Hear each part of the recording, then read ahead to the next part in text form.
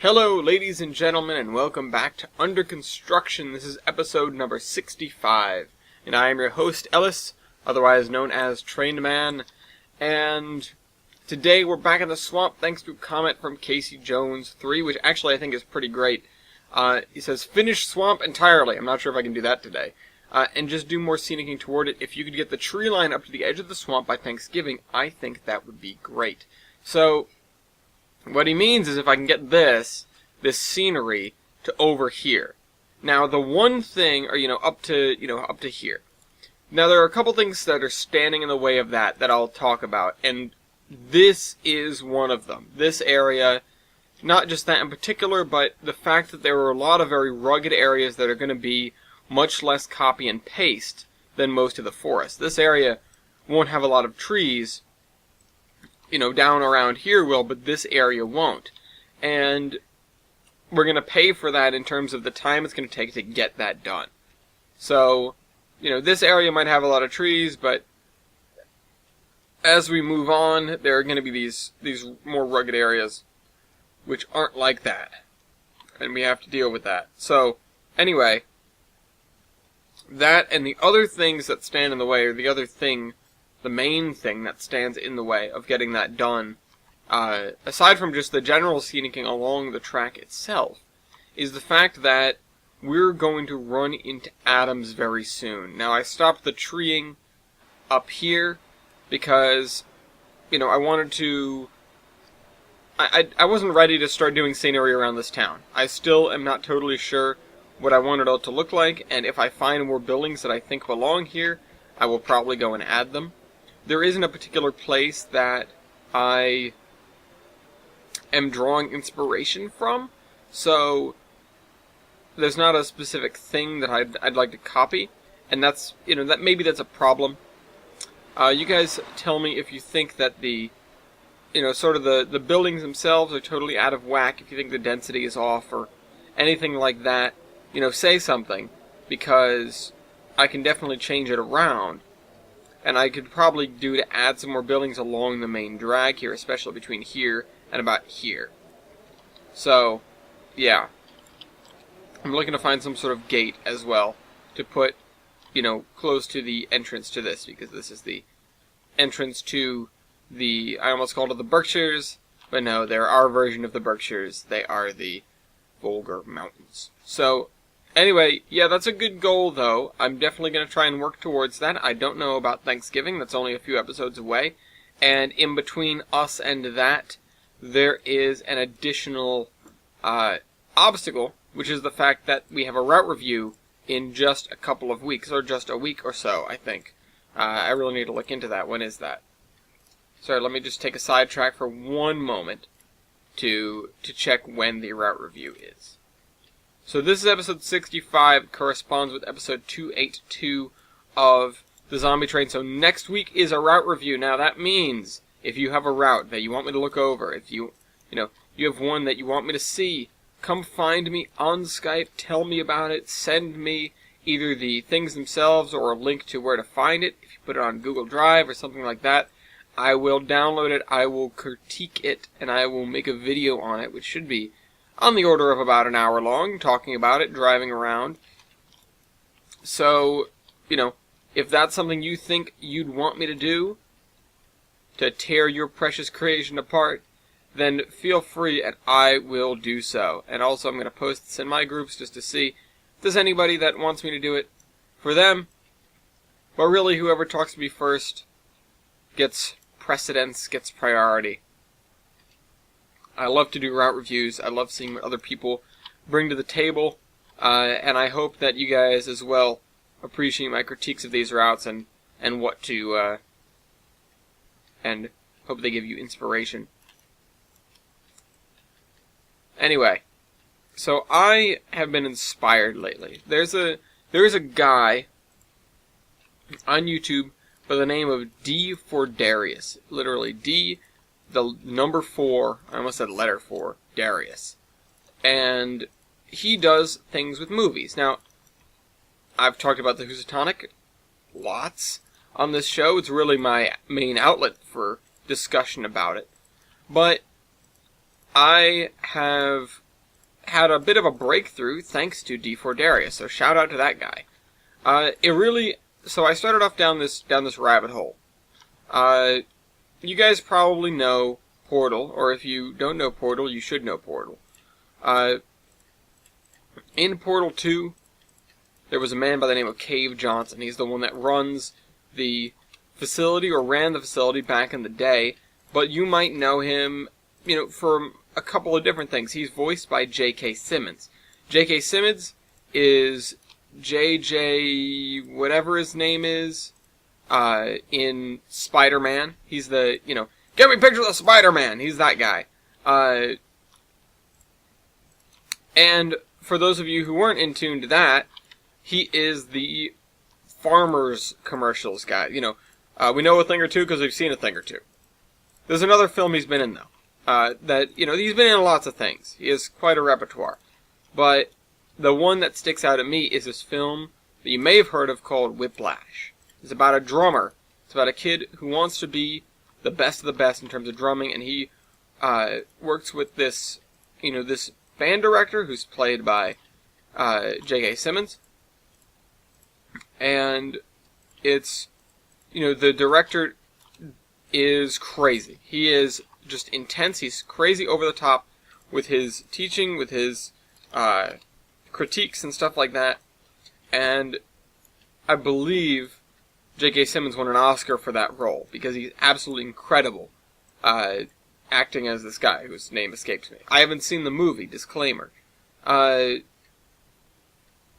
I'm not going to talk about the plot or anything, but D4 Darius does a great breakdown of the plot of the movie.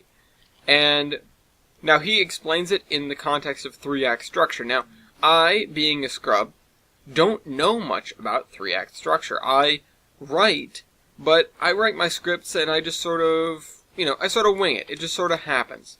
You guys know me.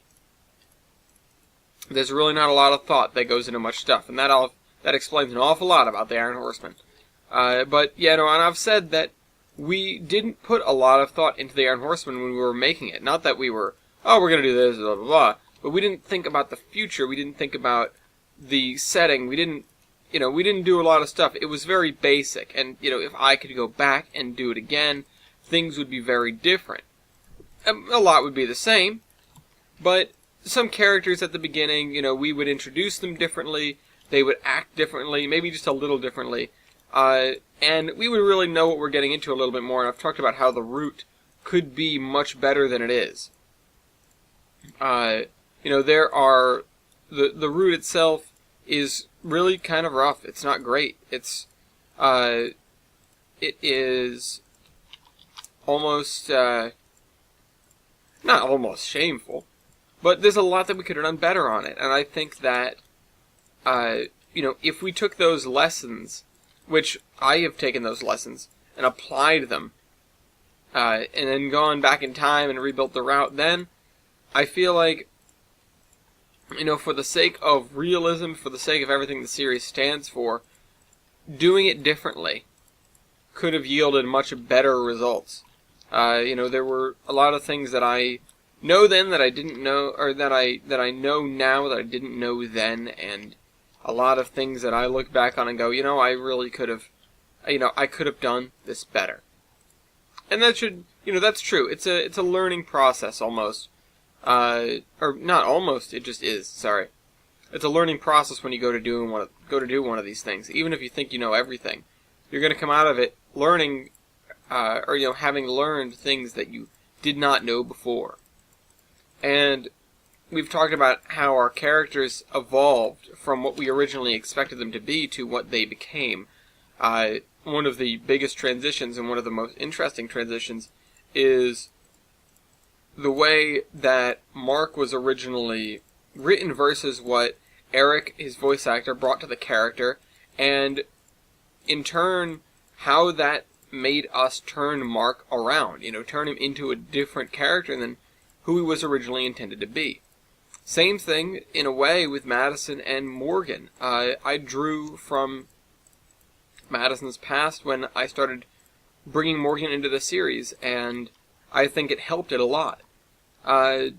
And there are other folks that, other engines that mirror their voice actors and stuff like that. One of them for sure, two of them I guess, are Sandy and Rangeley, where, they were written to be the married couple that bickers and everything, but we could not have predicted the way that John and Ginny shaped those characters, how they made them.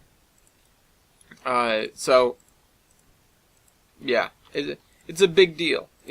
We learn things about our characters based on the people that portray them. And looking to the future, there's a character that's, someday, hopefully, going to come in, and I already know who the voice actor for that character is going to be, and I've tailored that character to fit the voice actor, knowing, having known the voice actor for a while.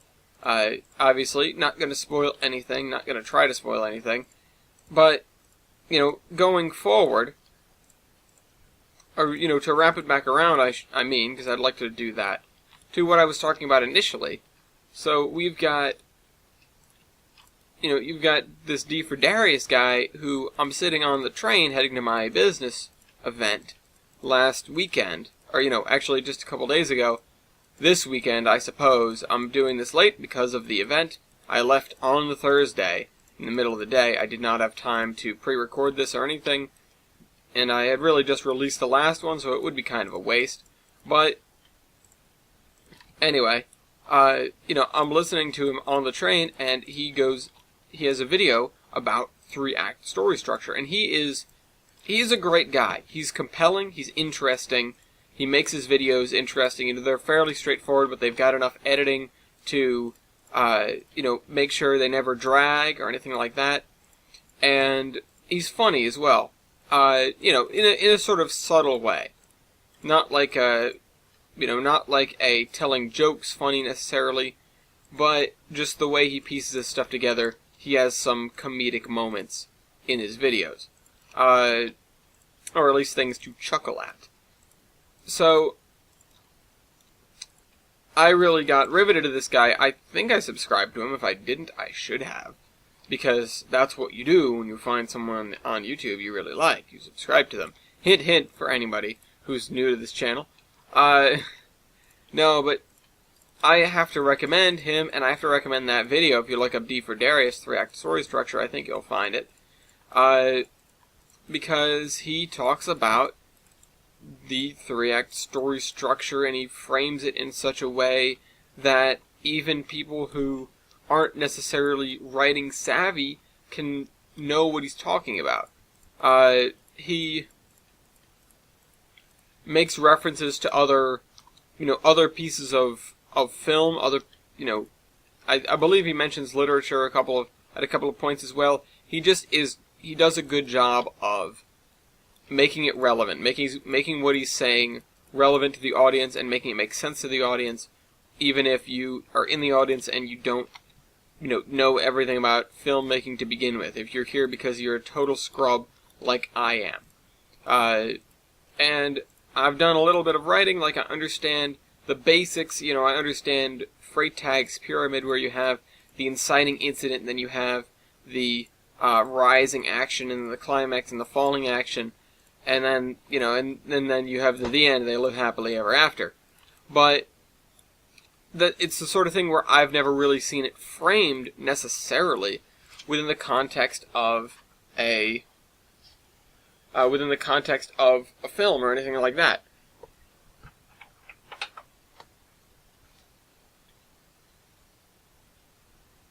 Sorry. And he does it based on basically whatever he figures, whatever he figures is the best and possibly most prominent reference to go with. A few times he references Star Wars, a few times he references other things that I don't remember. But he does a pretty good job of making those references clear. He talks about, okay, so there's the Act 1 climax, or the Act 1, whatever you call it, where, he uses these theatrical terms for these, these terms that you'd know in writing and that I should know because I write a lot, but I don't. where, the Act 1 incident, oh, he referenced How to Train Your Dragon a lot. Now I remember, because I was thinking of Jader, like, the whole video.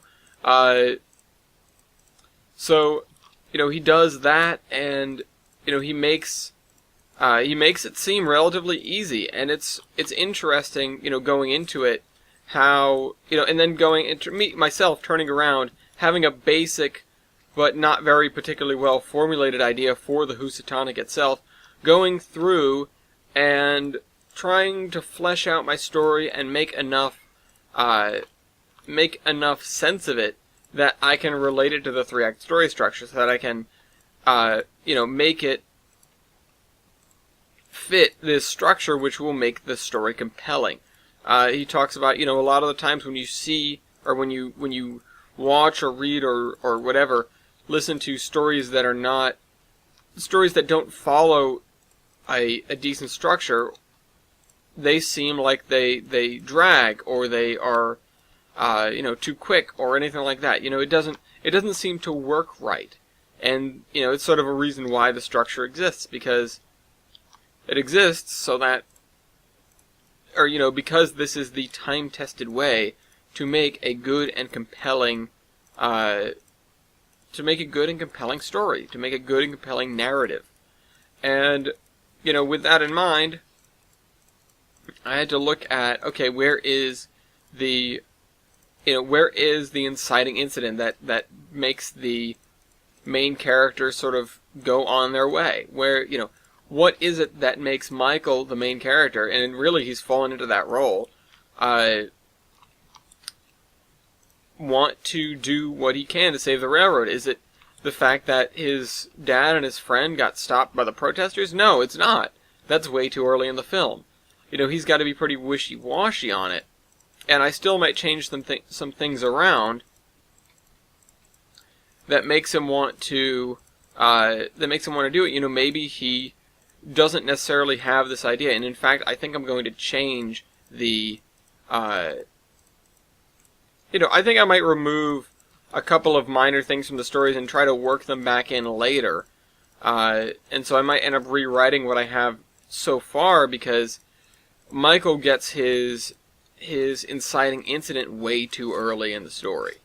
He gets it almost immediately, the first scene he's in. We haven't established, who he is, what he's like outside of that, and so I think I might have to sort of give him a reason a little later. He definitely should be doing the same things he was doing. The way he was worked in, or the way that he's introduced, and the things he's doing when he's introduced, that he was tossed in jail because he was driving without a license, because he took Clayton's truck because he wanted to go and see if this protest was going to be a big issue or not. That's going to be, something that, really, that the story hinges on that a lot. Something that I might want to do.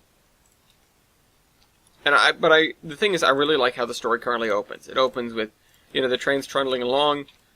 It's very scenic, open, and then they get stopped. You introduce these characters who are not main characters, but then they get stopped. And, yeah, so that's that. I don't know. They get stopped by the protest, and then they see Michael there, and Michael gets in trouble, and yada yada yada. I don't know. I like the way that the beginning works out, but I feel like Michael doesn't need a reason to go out on a limb with the way, he's literally instructed to go out on a limb and go and try these things by Jack. And that sort of presents a problem. It sort of presents a problem because it's like, okay, well now this is already happening. This is already happening. What do we need? We're, 5 minutes into the movie. We don't need extra,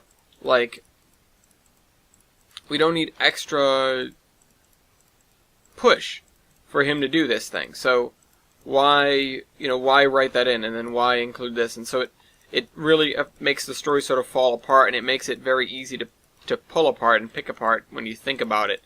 And that's not something I want to see happening. So, yeah. So I've got to go back, and again, I might rewrite it. I don't know. Yeah, no, I think I know what I'm gonna do. So instead of having him be commanded by Jack, go and do these things, go and, whatever. I might re-include an old thing which involves Abigail, the head of the rail trail, folks going in and, them using her contacts to talk to, town halls and stuff and figure out what they want. Figuring out what would make them the happiest, what would, what would be the best thing for the Housatonic to do to get on their good side. And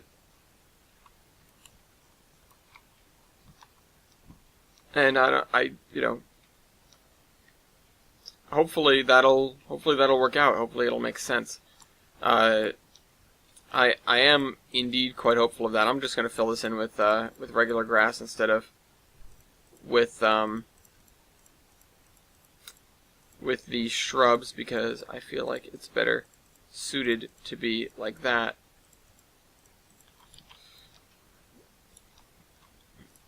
Alright, do this, do this, do that. Sort of keep the direction random, because that helps with realism. This is a lot of grass. The ground cover feature in the next game is really going to be like the best thing that's come out of Trains in a really long time.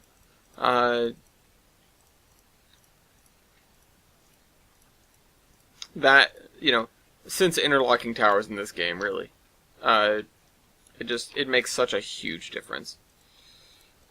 It makes us not have to do this, is what it does. It's as small as the switch frogs. It's as small as the those little details, but at the same time, it makes such a huge impact on what you can do. Not that previously it wasn't a big deal to install switch frogs in every switch because they were trackside elements that you had to place down and move around and all that stuff. But most people just wouldn't do it. You just dealt with the fact that tracks in Trains did that. They just overlapped. And, people didn't really give it a second thought. Most people didn't. There were definitely, some dedicated people out there that went through and they did that whole thing with the switch frogs and everything. So, yeah, it was definitely not unheard of.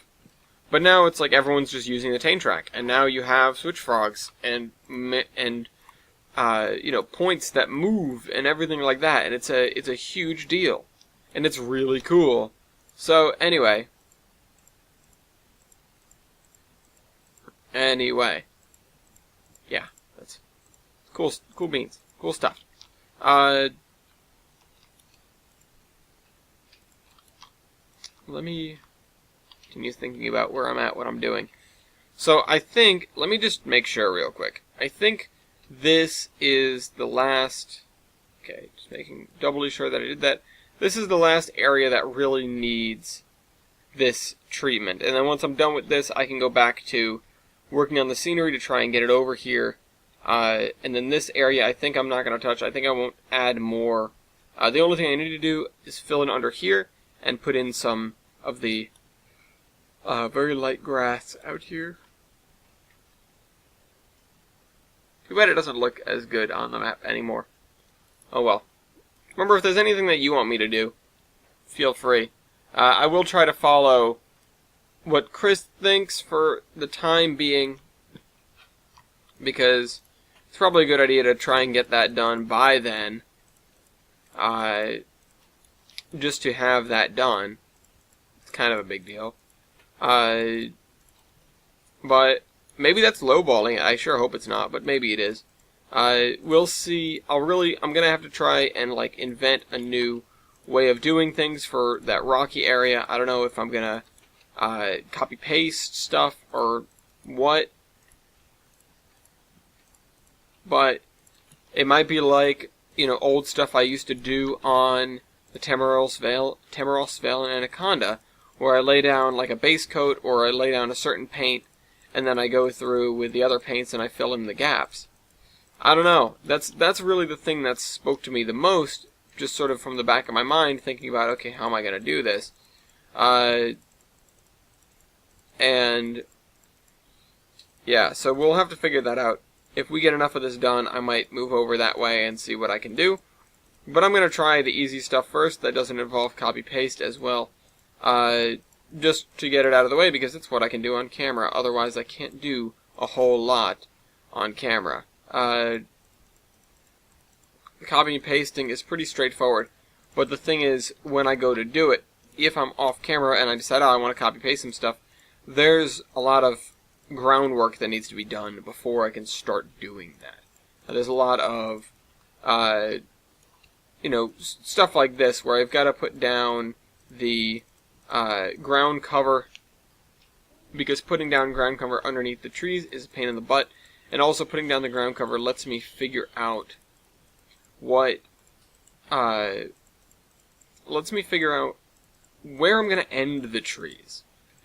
Where I'm going to make the tree line, what I'm going to make swampy, what I'm going to make tree-y, and what I'm going to make rocky. So, yeah, it takes some groundwork, it takes some doing to get that all in place. So, we shall see. I think that should be... Let me make sure, let me go over... Oh no, over here. Still needs to get done. Oh, that was a different spot I was just working in. That's funny. I thought it was the same spot. So, yeah, this area seems to be done. More or less. Now it's time to finish this up. I knew that there was more.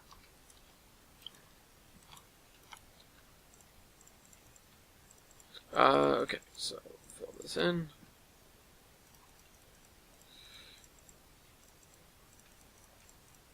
There we go.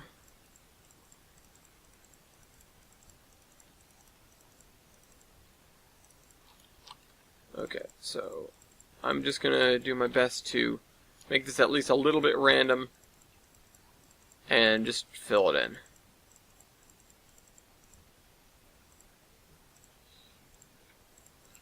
I just don't want there to be too many big gaps. We're a little bit far from the railroad track, so making it perfect doesn't matter so much, but it is important to have it done and copacetic. Make it look okay.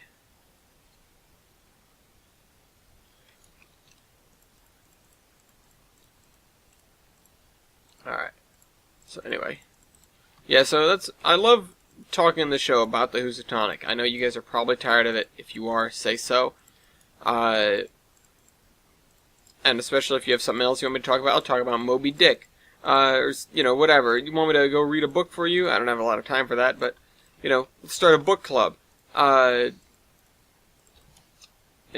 go and read Clive Cussler or, whatever I got recommended a book, so I said that I went away on a trip, on a business trip. It was the launch event for WSP. WSP is my company.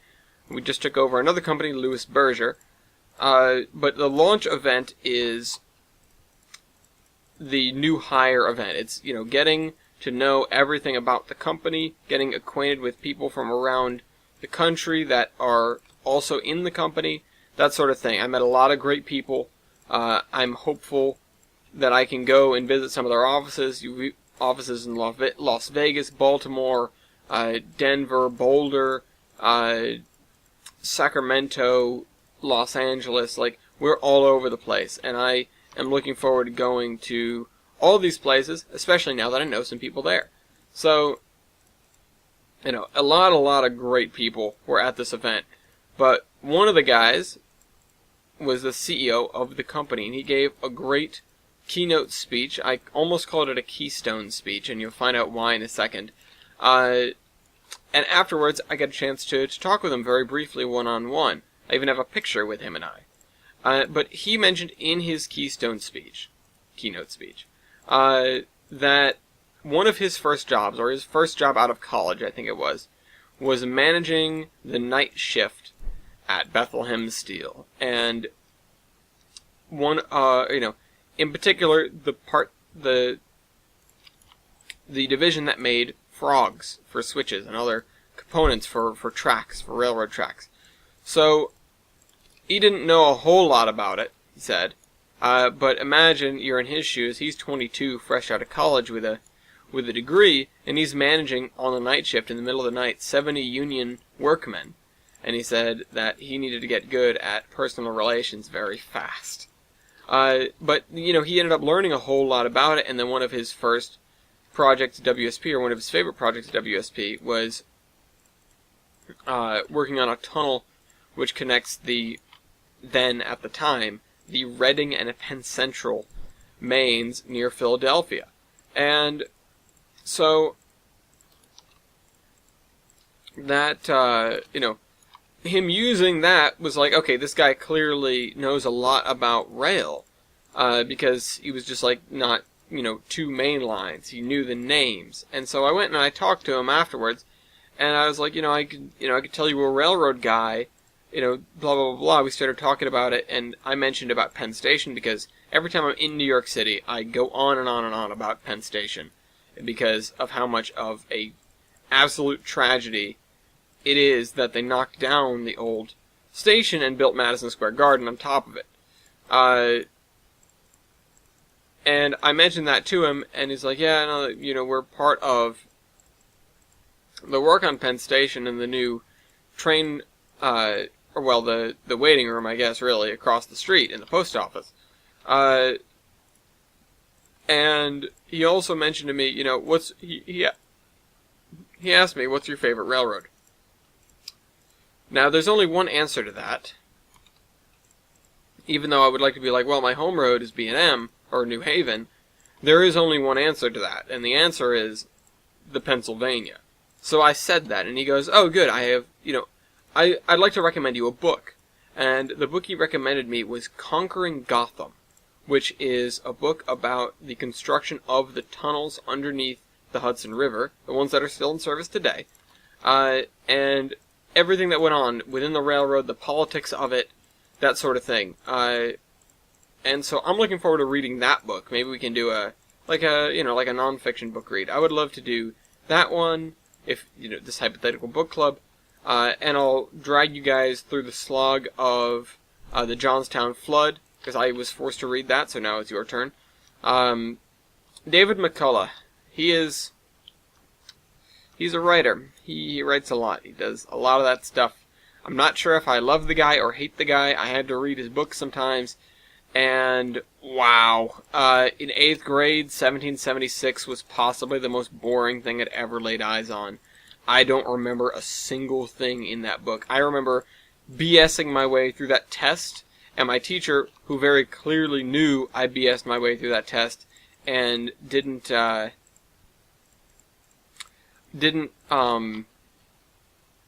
like me very much at that point anyway, was rather critical with the grading.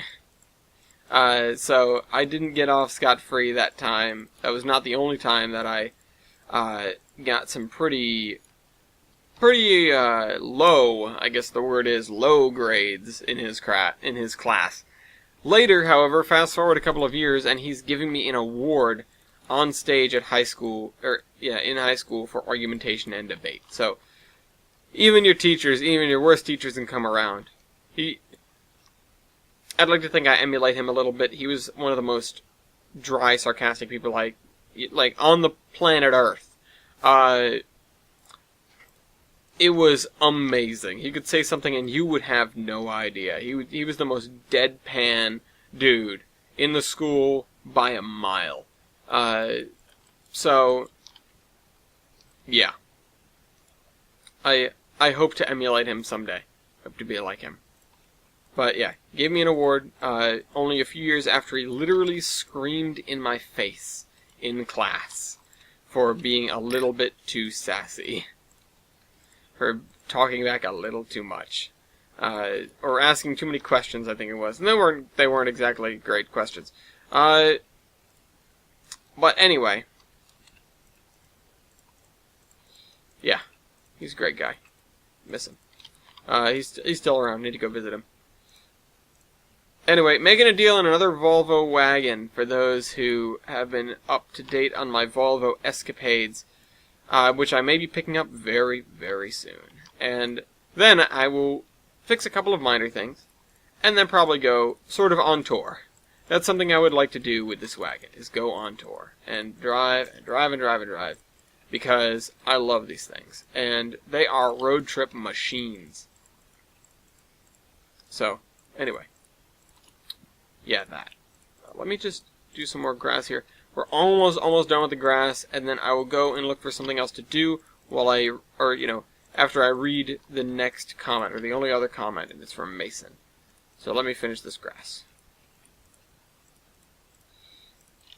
As I say, feel free to comment, although if it's after Thursday on the following week, I wouldn't necessarily bother, because I might have already recorded the next episode and just haven't been able to do the zombie train, so therefore I haven't been able to post it. So, anyway, Mason P says, I went on an Alaskan cruise and it was pretty cool. Instead of thinking of it as a floating casino, think of it as a floating hotel. Yeah, I know. Instead of taking a plane somewhere then staying at a hotel, you just go to sleep in a hotel room on a boat and wake up, have some food, then go to your destination if one is scheduled that day.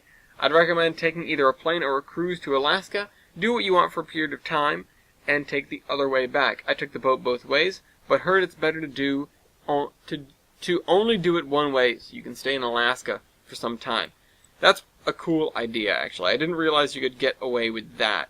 Normally, when I think about taking a ship somewhere, you're taking it there and you're taking it back, because it's part of this cruise. You go to a place and you look around and then you go back. But if it's not always like that, if you can take it one way, I suppose so. Also, making it a casino on the water does not entice me anymore. I would prefer to be in a hotel. I know they can be like floating amusement parks with the rides and water slides and everything like that. But even still, I have a tough time being like, yeah, it sounds like so much fun. Because I don't think it sounds like that much fun. I'd rather explore, and sure, you can explore the boat, as cool as that may be. But unless I can befriend the crew and go below decks and see some cool stuff like that, I'm not all that interested. Now, I don't know how easy that is. Probably not that easy. But I would certainly love it. So if anyone here owns a cruise ship and you want to let me check it out, feel free to hit me up. Yeah, no, I don't think anybody here owns a cruise ship, but man can dream. Foamer can dream, YouTuber can dream. Alright, let's up this radius a little bit. Now we're going to do the edges of this in the same way we've done the edges of every embankment. So I'm just going to finish this off now. This is, one of the next major steps. This is like the second or third step, is doing the actual, the small things, the small scenery. The first thing you do is you lay down all that base work that I was talking about, where you are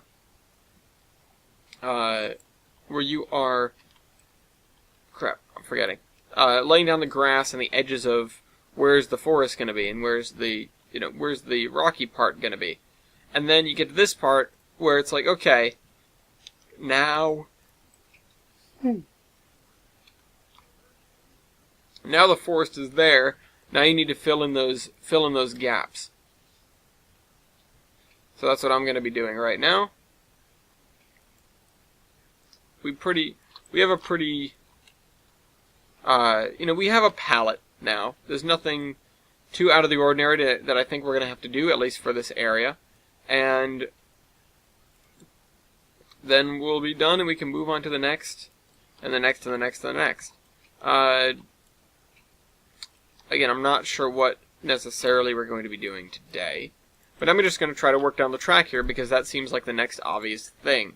if I want to get my tree line, so my scenery line, basically, to the edge of the map by then, this is like one of the higher priorities, and one of the other high priorities is going along the coastline and adding that edge. So I think that's something that I'm going to have to do. You know, that's going to be my next step.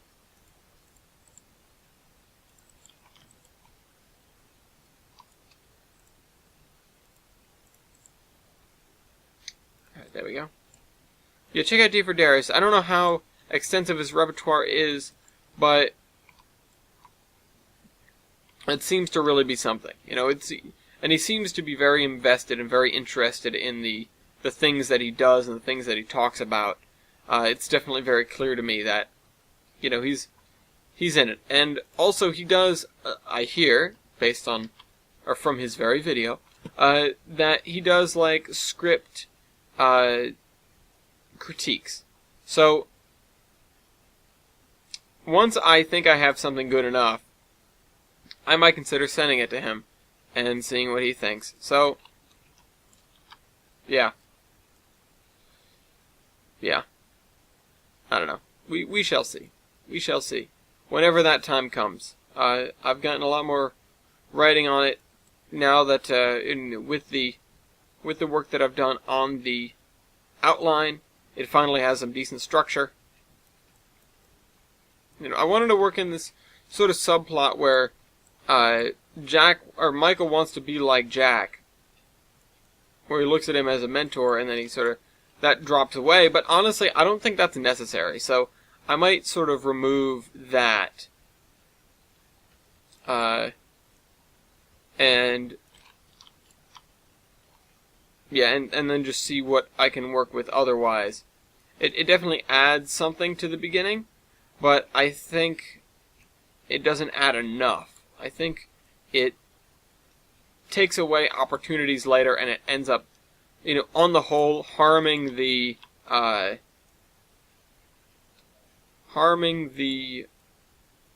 potential for the script, harming the flow of it. So anyway, or you know, yeah, maybe it doesn't harm the flow of it, but maybe more than anything with it, what it does is it hampers my ability to make the inciting incident the way I want it to be, and make it when I want it to be, because that just happens. You know, we sort of fall into this thing. There isn't too much else that I really want to change about the beginning of the story. I think that the opener is wonderful. Obviously I do, because I wrote it. But no, I think that the opener has strength. I think it has, you know, sort of at least a visual hook to draw people in. And it has enough introduction, and I don't think we'd get that introduction any other way. Because it introduces two characters who are really, they aren't the main characters. They are main characters, but they aren't the main characters.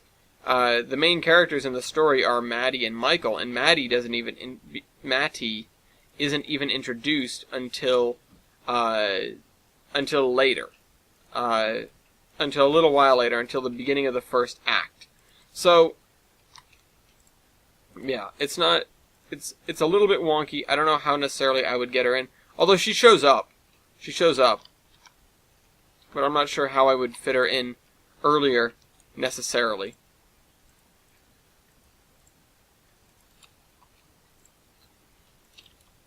Although maybe I could get away with that.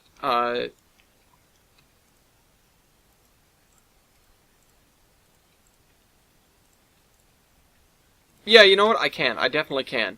So I was worrying about how do I extend the first act to a decent length before the inciting incident, before the old timer shows up. He's really the guy. You know, he's the sage old man. He's not sage at all. He's actually kind of a loony. But that's his job. That's just what he does. He's old. He gets his rocks off by causing chaos. And so, yeah, he shows up and he's the one that convinces Michael to go on this epic quest. But,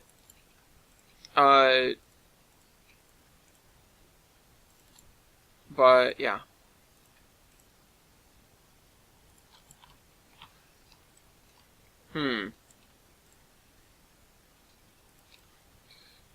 I don't know. I'll need to rework the whole scene with the office scene, which is after they come back from their trip, or from the run, Clayton and Samuel go in and they talk to Jack about what they saw today while out on the line. Also, Jack reveals that Michael was in jail, and Michael shows up after having been in jail. So yeah, no, it's a pretty major scene, and the way it works right now is decent, but I think that I can do better. I think that if I change it around, it can be much better. For not just for that part of the script, but for the script as a whole.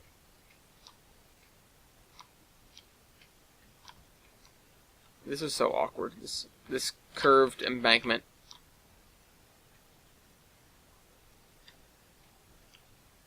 I think I'm going to grab some of the little scrub brush that I've been doing.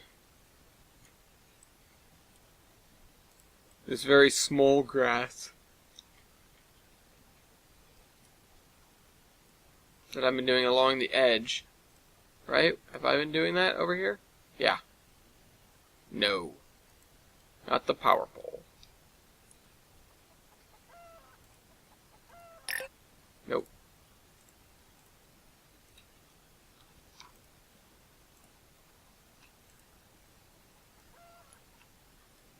Is this the same thing? No. Okay, this is what I wanted. So let's go over here. I want to go out to where we're on the embankment just to add a little bit to it.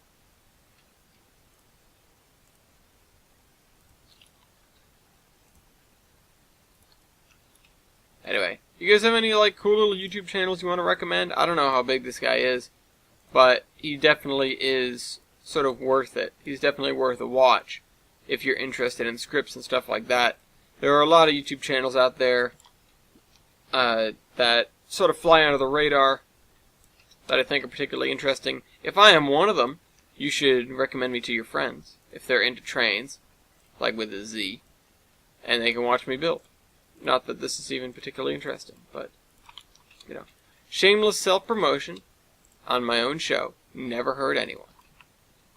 Except for me. Me.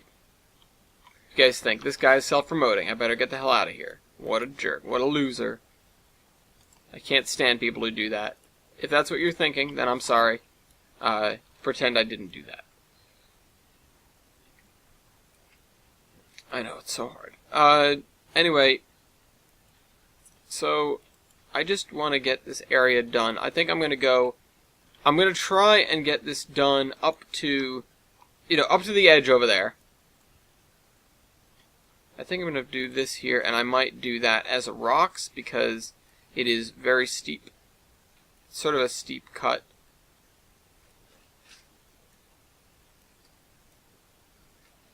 And then I will fill in the middle and the edges.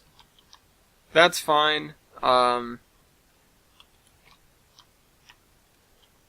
This needs to get this.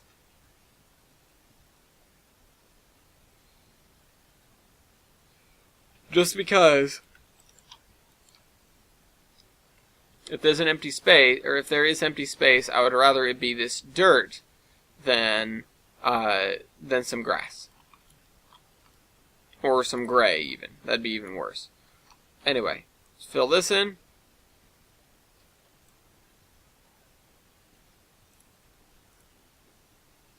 Alright. Alright. Let's fill this in. So,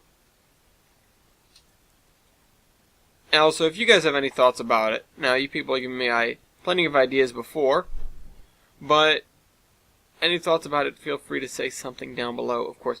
Now, The only thing I can think about now, when I think about cruises, is the stupid new Hotel Transylvania movie, which I haven't seen, but I did see the ads for, and literally the only thing I can remember is Dracula. I'm assuming it's Dracula. You know, like a hotel on the water, which I find funny, but I expect that is literally the only funny moment in that film, based on what I've heard. It does not seem to be getting particularly good reviews from anybody. Maybe I'm wrong. Maybe I'm wrong about it. Maybe it's got some good for it. Maybe it's like Venom, where, it gets, there's a lot of people who think that, oh, it was pretty damn good, but there are a lot of critics that think you guys are insane, it was terrible. And another movie like that, now, and I'm remembering this only because I read a Reddit thread when I asked Reddit about, what is something that we should know, submariners, what is something we should know about life on submarines? And they said that, post-World War II, the most accurate sub-movie, the most accurate movie that depicts life on a submarine is Down Periscope. And I love that movie. I love Down Periscope. It's so funny.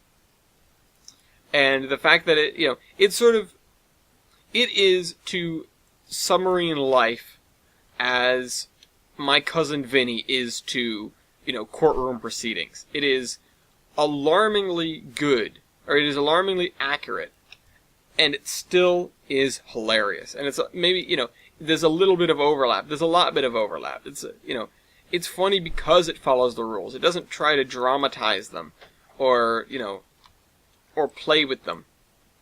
It does things that are, within, sort of the human way of doing things, the human way of being,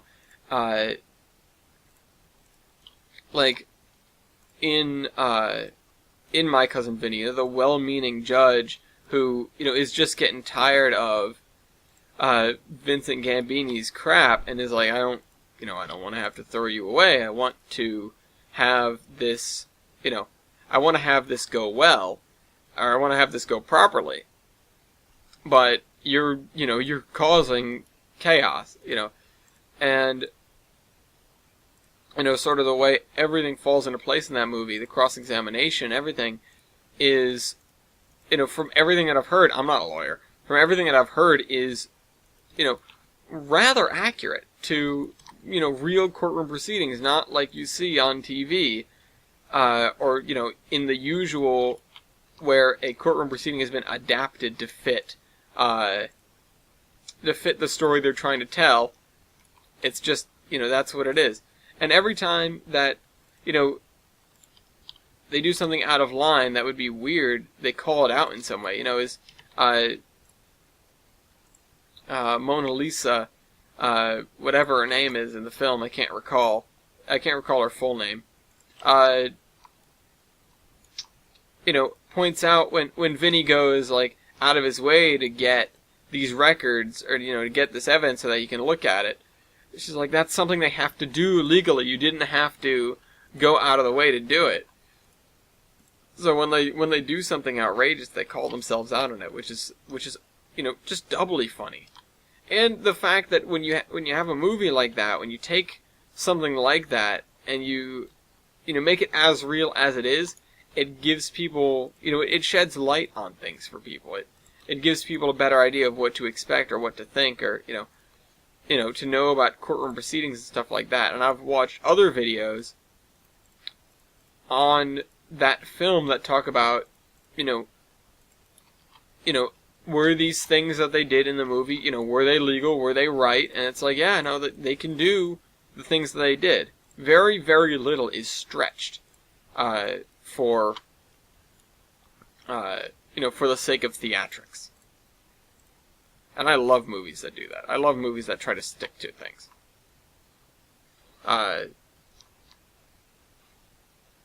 That try to make the world that you are watching as real as possible. Just realize they can get it.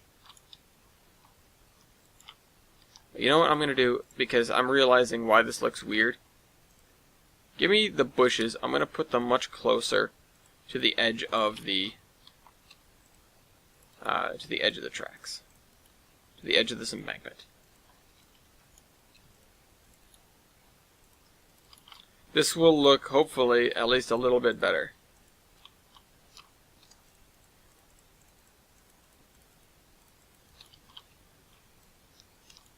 It does almost look better.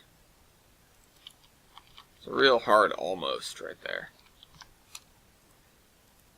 It doesn't look worse, I'll say that much. So, you know.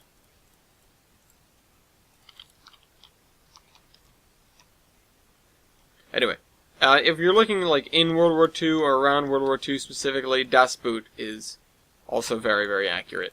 You know, just sort of the way sub life is. It isn't totally regimented. It isn't totally by the book. You know, you deal with a lot of crap when you're down there, and it's not like anything can happen to you because you're on a submarine. You know, you're way down in the ocean. Or, you know, you're way down, you're way out. There's not too much that can change, and there's just stuff that you have to live with. So. And remember, it's not gay if you're underway. That's something that I've heard. That was in that thread. Now, if I am going to put trees out here, that means I do have to have the shrubs, because the shrubs are supposed to mark the tree line. Oops. And then the... God dang it. Why am I doing that? Oh, wait a minute.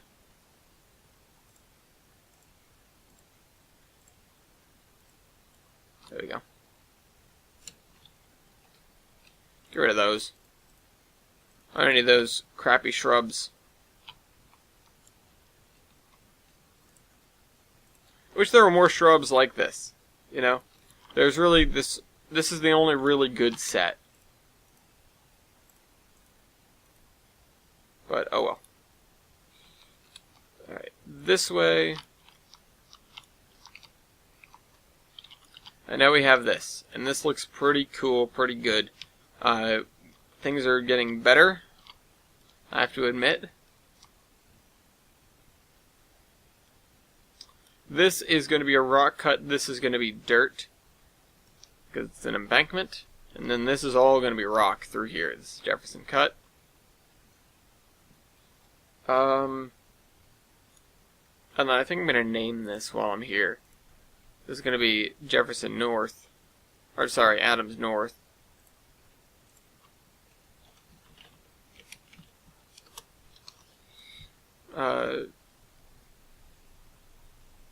And then this is going to be Adams South. Then Adams.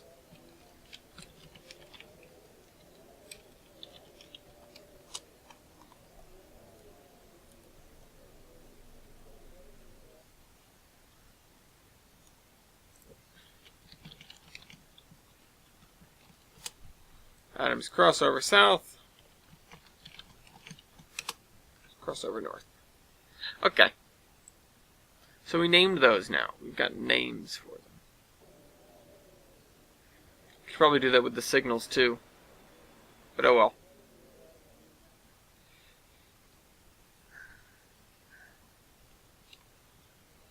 Yeah. So let's continue with this. So I have to put crap along here.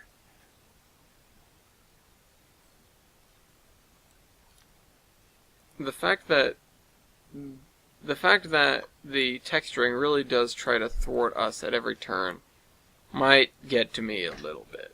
It might annoy me just a little bit. But sometimes you just gotta deal with that and not kill anybody. As difficult as that might be to accomplish. It's okay, we're halfway through the episode here. So This is going to be dirt because it's too low for a rock cut, I think. As is all this area here. And this area is just going to be a cleared area. Nothing really special going on.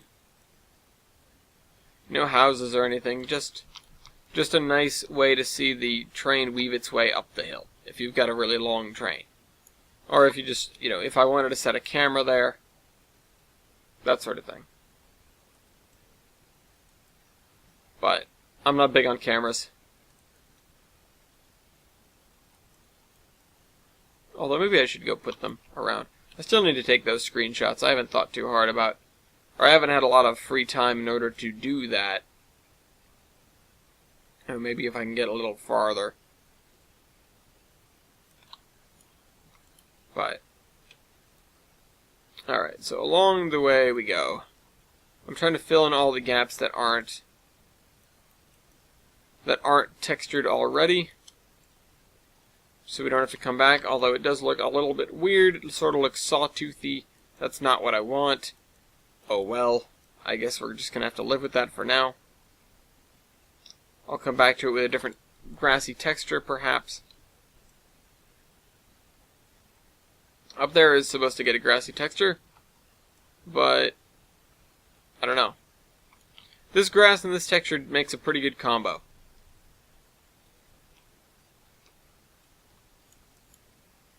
Alright, let's fill in the ballast now. Seasonal forest.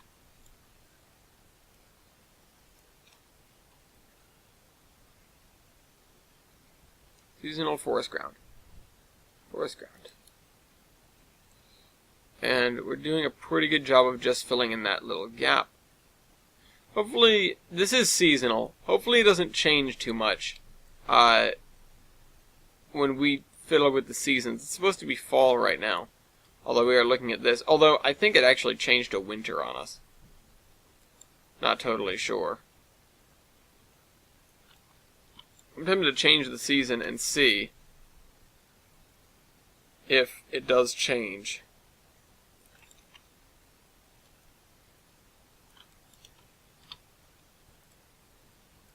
Let's see, let's change the date. Oh, whoops, that's not how you do it, is it?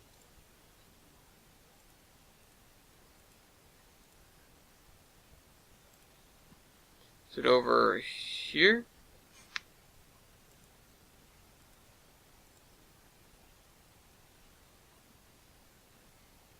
No. I thought there was a menu. Oh, wait. Edit environment. Okay, I can fiddle with the time of day.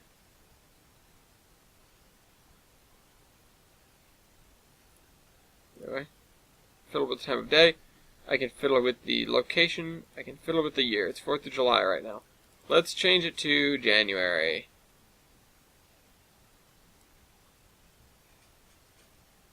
Okay, that's a little weird. Oh well, it's only ever going to be July here. Wow, that looks cool.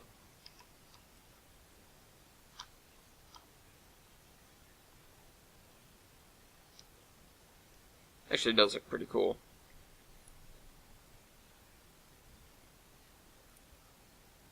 Where did I put the world origin anyway? July 20th.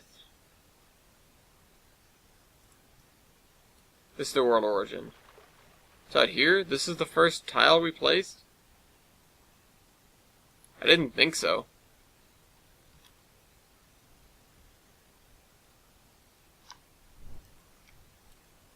Whatever. I don't think it is. Anyway. Back to where we were. We definitely have a lot done so far, but we still have plenty to go. This is done. Well, no, up to here is done, so let's continue. This squiggle was just to keep the track at 2%. Let's see, okay, yeah, to right here. Now we've got to do all the grass. Now this, I said, is going to be a rocky, cut edge So let's grab some rock.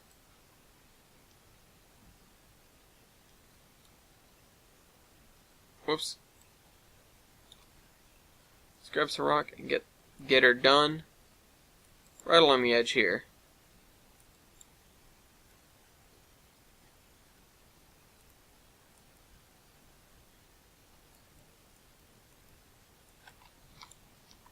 Alright, so we got some rocks. The side isn't going to get that because it's not steep enough. They could have covered that over with dirt pretty easily. Not that they necessarily would have, but, you know, it's gotten covered up. It just isn't a rocky edge.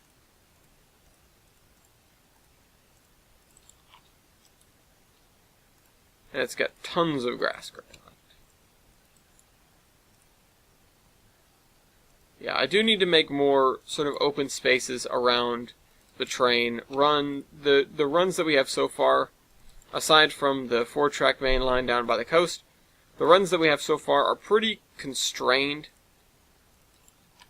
They don't have a whole lot of shaking going on.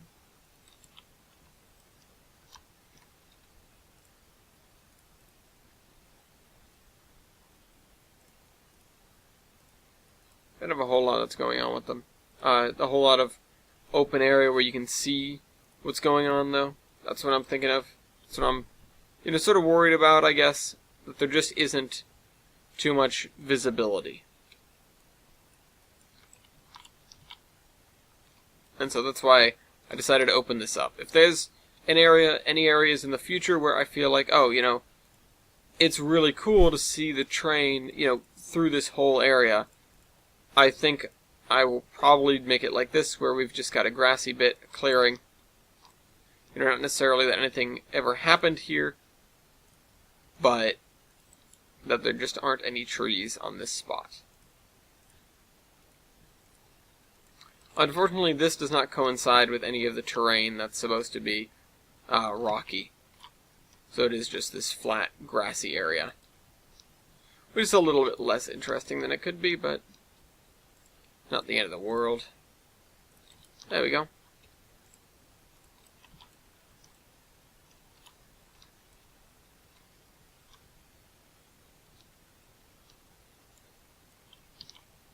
So now we have up to here. Let's see, how far do I want to get today? I think I'll stop it here because I've got to do more texture work over here. And I'm going to go and take care of some grass. Maybe I'll come back to this later. This area, though, this area between the trees also needs to be done. This is some major texture work that needs to get finished. All in here. I need to not forget that this area, just because it looks green on the map, is done. Or I need to not assume that, because it isn't done.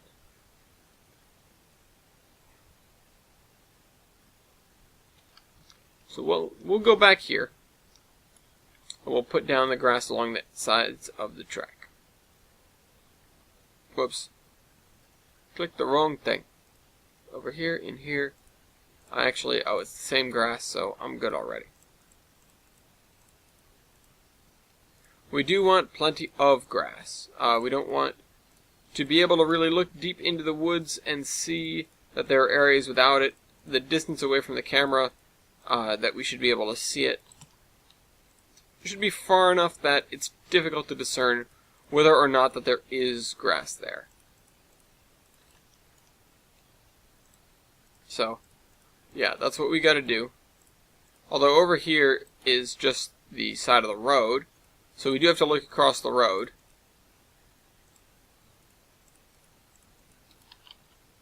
This is a cool little area. I haven't really thought about this too much. Although, now this is, I have worked on this before. This is an area that I'm actually fairly interested and invested in.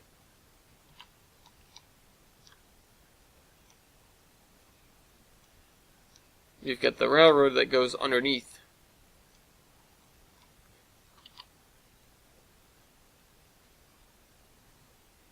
Got this up to here. Oh, wait a minute. Did we?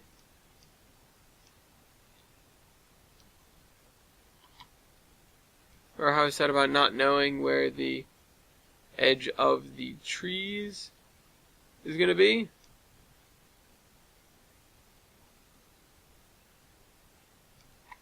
Alright, I'm going to start chopping down some trees.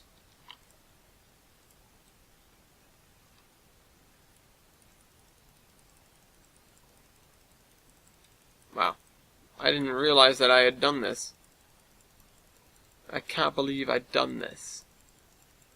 Now, normally I would take some of the trees and move them off and just sort of help the density of the woods at the edge. And I still will do that, but we are a little distance from the, We're a little distance from the tracks or the road, and more importantly, there were a lot of trees in there, so if I moved all them in, it would be like an impenetrable wall of trees. Which isn't something that I'm trying to make. So there's another area that's rocky, that doesn't have too much foliage growth in it. We might do some shrubs, some bushes, what have you, but for the most part, it's going to be just what we were looking at there. So let me take a drink.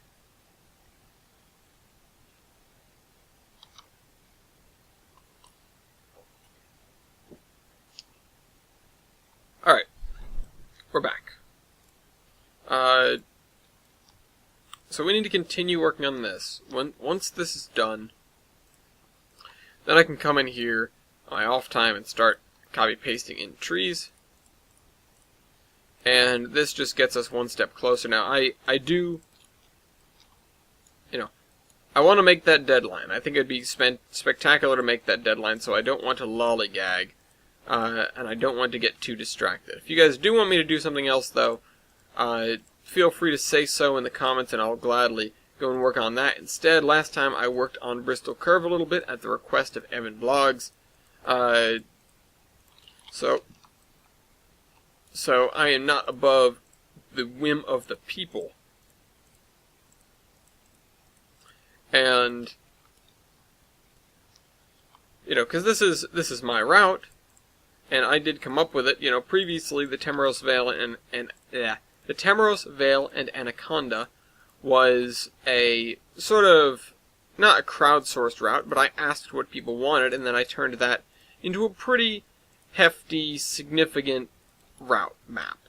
And I never finished half of it, but I got a little ways in there, and so it was very much a crowdsourced route. Now this is something that I've wanted to do for a long time. I came up with the idea right around when we started making the Iron Horseman, and I told myself, well, I can't work on this right now. I'm going to keep it in my back pocket, and, and then someday I will be able to work on it. And then I got far enough along in the Horseman route that I don't think we're going to need scenery, or too much at least, for the foreseeable future, and aside from little areas that need to be changed or done up because of something that happens there. But aside from that, there really isn't a whole lot of scenery that I think is going to need to be done on the Horseman. So that led me to conclude that it's time to start working on Tolbrand. And I sort of just decided I'm going to start at the north end because that's where the eye portal is. That's where the portals are. That's, that's somewhere I can get a foothold. It's at sea level, and there's not too much that's going around. There's not too much that's going on at this end of the route. It's like, okay, what do we do? We're in Forest, it's a logging town. I've done those before. That's easy. That's easy. I can do that. And then, you guys came on the scene. We came on the scene. We made Olive. And then I decided, okay, we're going to go down the Gilson Eastern Main Line, and that's where we are now. Really.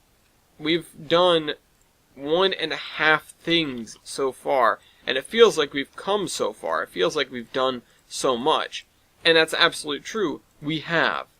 But those, all of the work that we've done amounts to less than 2 major segments or major things being done. And for the sake of the railroad, for the sake of getting things right, I am going to be the one that decides what major segments happen next. Unfortunately, unlike the TV and ARR, it's not going to be a situation of, yeah, let's vote on what we want me to build next. If there's something you want me to build that, right then, absolutely say so. If you're playing around with the route, remember, there is a version on the download station. If you type in Tolbrynd, Tolbrynd, you will get to it. But if there's something on that map that you think that I should fix, even if it's way back at the beginning, even if it's, somebody's yard that you're like, oh, you didn't do the scenery for this, it's just sort of blank and green. If I missed, if I missed a spot, say something and I'll go back and do it. The only thing I'm not going to do, the only thing I won't do is run a train, because there are specific times that are set aside for that. Not that I've been having the time to do it. I'd love to make Sunday driving more, but those things, that work that we can put in, it's a big deal. It's not something where I'm like, yeah, whatever, I'll do some work. It's not, I don't have to do that much work. I'll do some work. It's like, no, I want to get the work done. It's important. I want to see it through. I want to see this map through. I want to get as much done as possible before I keel over dead. If there's something serious that sets us way back, like if my computer crashes and we lose, every modern version of the route past the one that's on the DLS, then maybe I'd take a step back and consider doing something else. But for the most part, I want to see this through. I want to get it done. And I love it when I see dedication like that in other people. I love it when I get a route review and it's like, it's very clearly, even if it isn't done, it's very clearly being loved. It's very clearly being worked on. There are areas that, if I see it again, it's very different. There are things that have changed. When Jader came back and did the Equinix Central, and I looked over that route again, I was really happy to see that he did all that work. To see that, he came back and he came back with a vengeance, I was impressed by that route. And I say it in the route review. I say that I'm impressed because I am. Because it's no secret. I have been impressed by Jader's work ethic for some time. And a lot of the guys in the group have that same spirit of, they want to see these huge routes through. And I want to see them through too. I want to see that happen. I want to see the dreams come true. I want to see my own dreams come through. I want to have this thing have a 24-hour session. And I've said how that's unfeasible until it's done, or until it's very close to being done. Until all the track work is done. Until we're into beta, basically. And I've talked about this before. Alpha is what we're doing now. We're building the route. Beta is going to be what we're doing next, which is building the session. And yeah, I'm toying with the session already. There are trains that run automatically. In fact, there are quite a few of them. But we're not ready to be out of alpha yet because there isn't enough railroad. It isn't all there. It's not all there. I'm not all there. But it's, that's the facts. Until we have a complete railroad, a 200-mile long 4-track main line around the edge of a peninsula, and however many miles of inland trackage, and however many miles of, branch line goodness, until all that's done, we will still be in alpha. We will still be in the process of creating the world that we get to play in. And then beta is going to be all about making that session. All about changing the world to fit the needs of the AI that are going to be running in it, that are going to do the vast, vast majority of the work that has to be done on this railroad. Because, look at it. You've got a railroad that it's bigger than you could ever hope to, ever hope to run the whole thing. And because of that, there's going to be a lot of AI running. Now, that doesn't mean I won't be releasing a session with just everything seeded. The industry's running, but nothing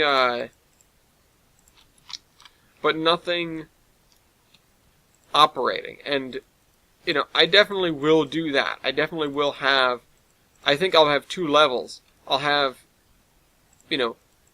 level 0, which is,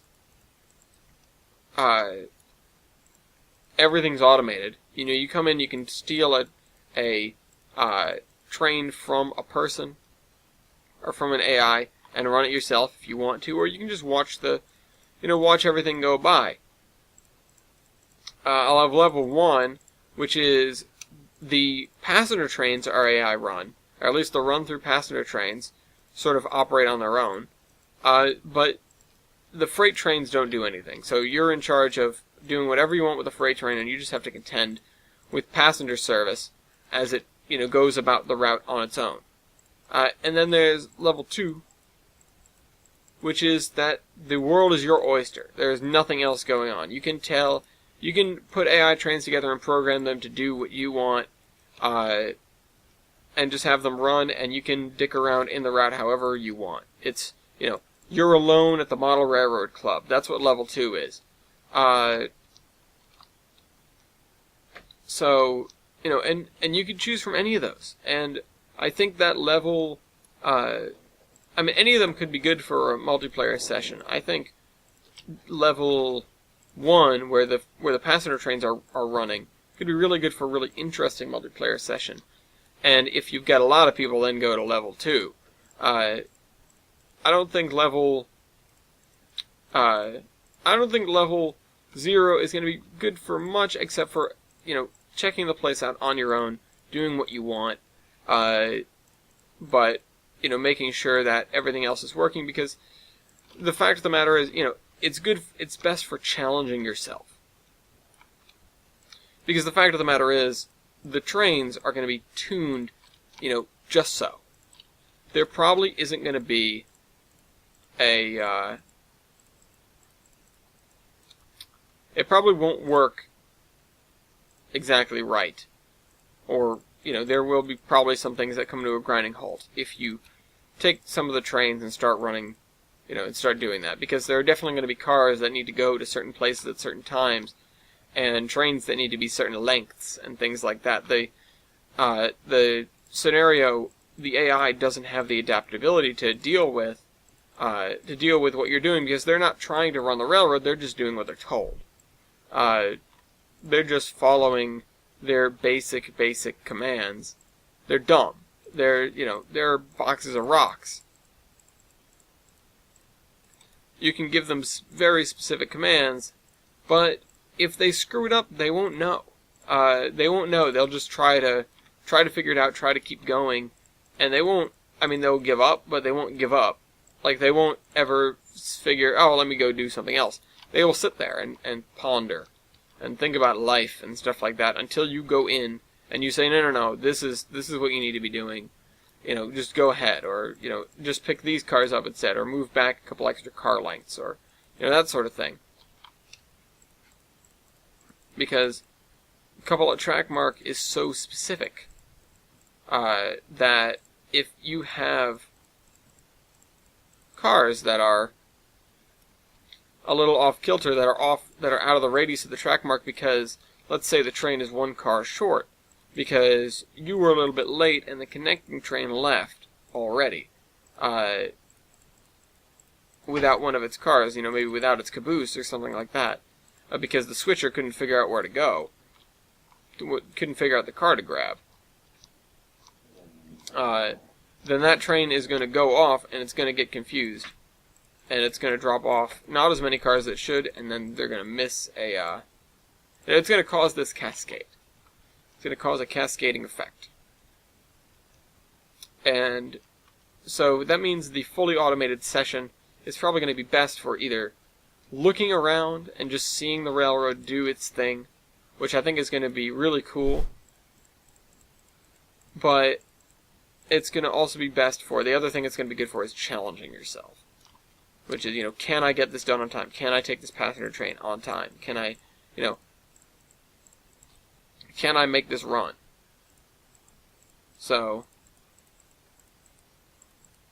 and it's not saying that you'll get penalized.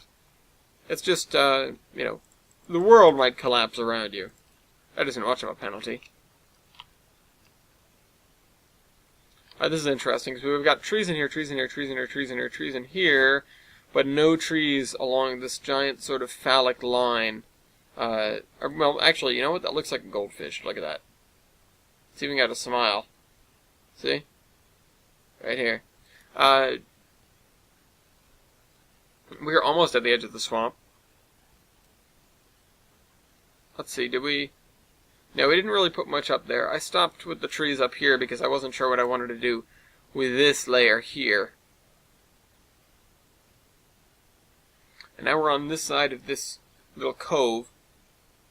And I'm still not totally sure. Did I put, No, I didn't. Thought I did on this side. Thought I saw them. No. Oh well. Little brick abutments, those things that I keep using all over the place. Oh well, I guess not. So, now I've got to continue with my grassy endeavors.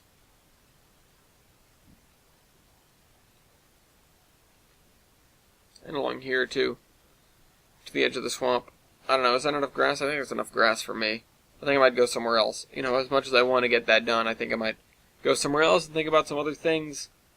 For now. Done enough texturing.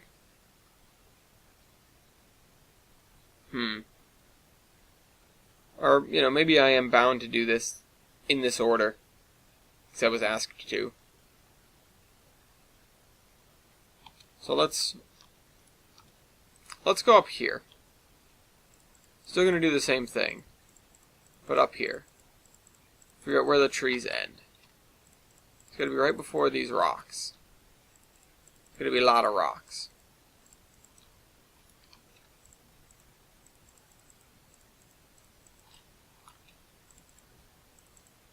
Also, do we have a river that's not named yet?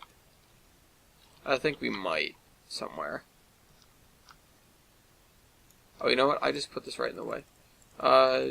There.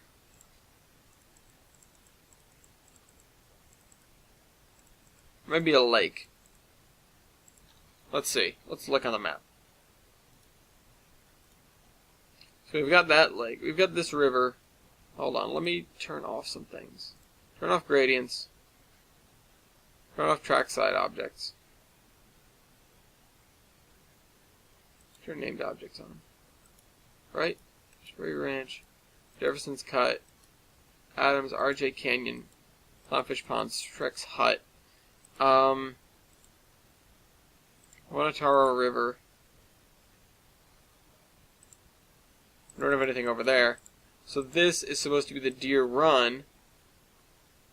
So let me put a thing there. Airport. Airport.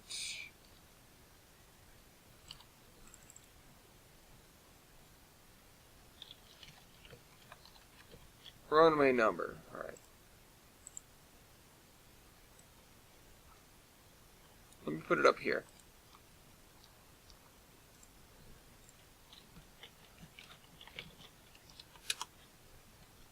And let's sink it to the ground. There we go. That's the Deer Run. We did talk about naming it that previously.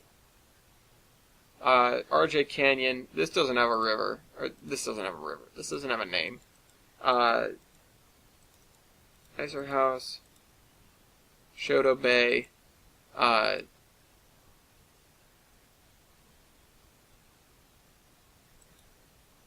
want to do it just for kicks. So, I got a great... Chris came up with something that was pretty funny. And that was the No Sam River being opposite to the Sam In River. So, which one is Salmon? He's in the Salmon River.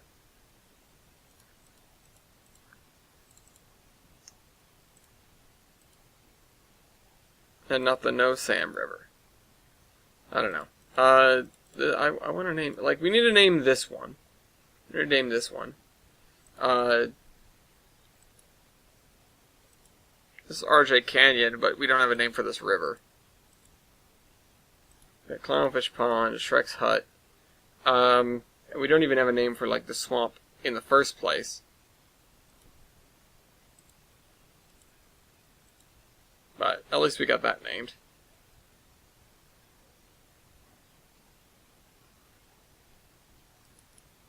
I don't know.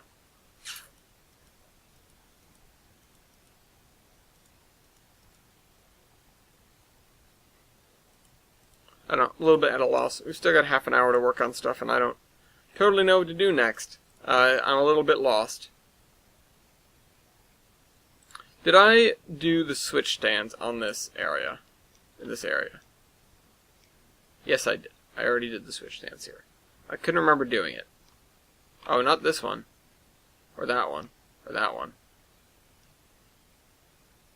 I did. Nope. Wait, seriously? I did only one of them? Uh-oh.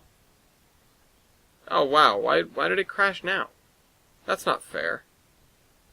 Let me go back into it. Let me see if it'll actually pick it back up if I go back into it.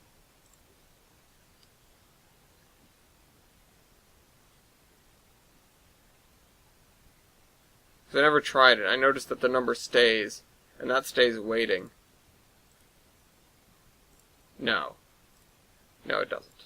Oh well. Yeah, I want to stop the recording.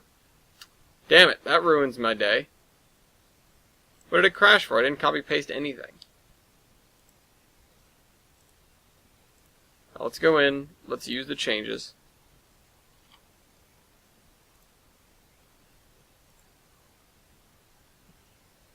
I didn't even know how much I lost.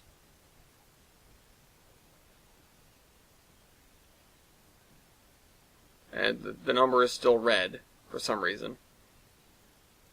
Come on, you can figure this one out.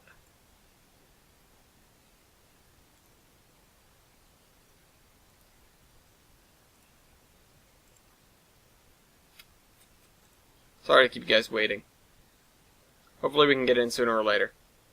The grass is honestly more boring to do than than downtown Olive, because the grass, just lay down 4 lines of grass and then you move on, and then you lay down 4 more lines of grass and then you move on. What I'll do is I can go over and I can look at. Oh, we're back. Okay, we started the recording again. Let me do this. Sync. Sync. What's going on over there? Alright, how much is saved? How much did we lose? Is that name tag there? Deer Run's still there. Okay, so we didn't lose anything. It just crashed on us. I didn't have time to do anything between putting down Deer Run and doing that. So what I'll do instead, I'm gonna lay down some telegraph lines. So let me go into route layer.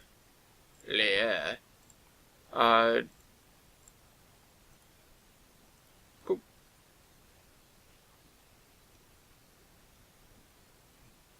Okay, so let's continue this way. I want to lay down some power poles.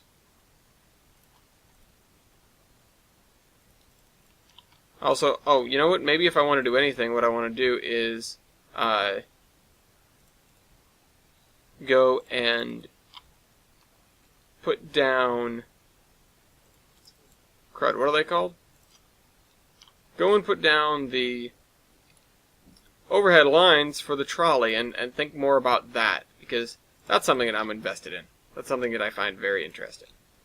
Oh, and I learned if you hold Control, it does that. So I don't have to double click. I can just do it. Click. And I think it also doesn't attach it to other nearby things. So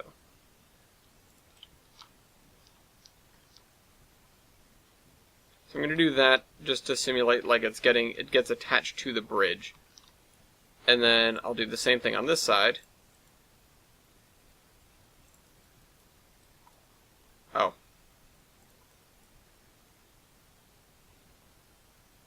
Oh, you know what? I need to add one of those boxes, those electrical boxes over here.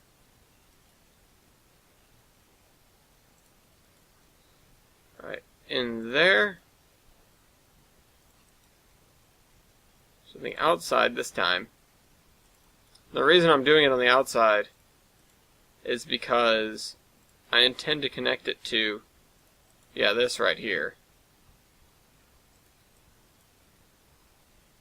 I'm not going to go through the hassle of physically attaching it, but pretend it's attached. Whoops, I didn't hold a control.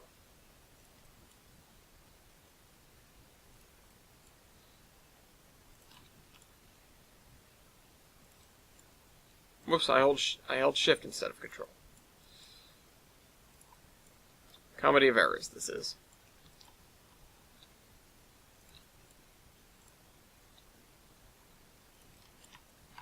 Alright. Poop. This is therapeutic, see? We get to view our beautiful canyon and stuff like that. It's nothing too interesting.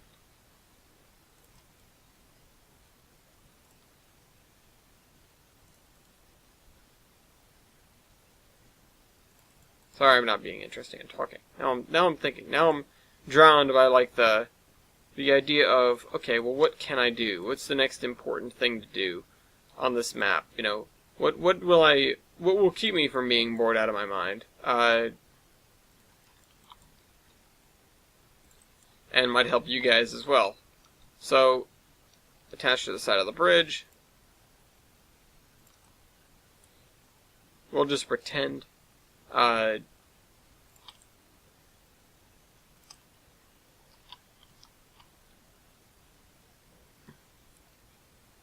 going to do this.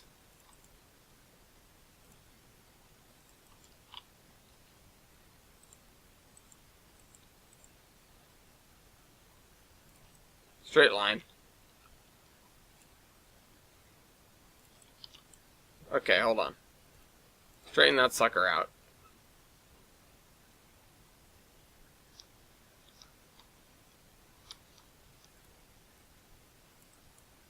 No, don't do that.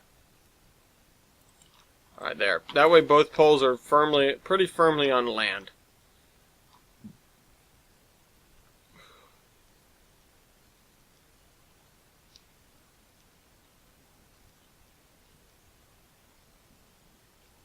Okay. And then this way,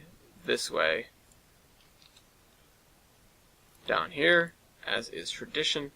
It's going to go across the Castleton, and then up on this side. Yeah, on this side. Whoops. Oh, apparently I can't do that. What? Oh, I was holding enter.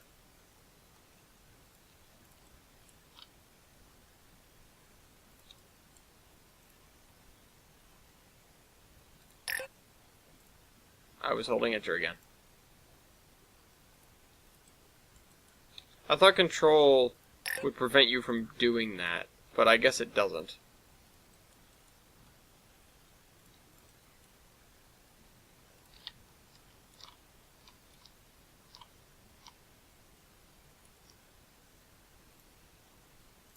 Hold on, let me make these a pretty uniform height. There we go.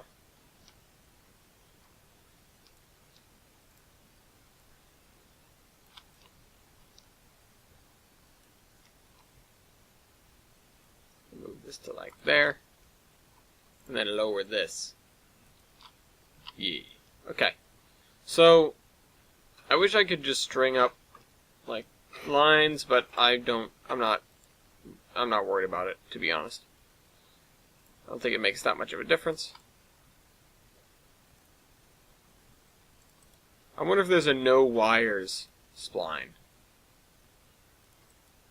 So that'd be interesting. And I think part of me wants to get newer poles for the Bristol cutoff. Put a pole down right in the middle.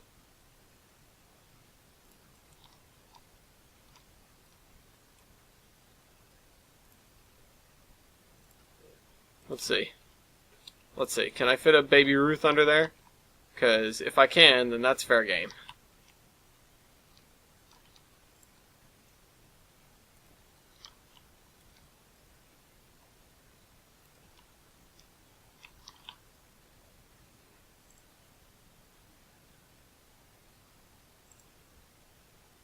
I'm pretty sure I can. That's why I started using these. Oh, whoops, no, I want this.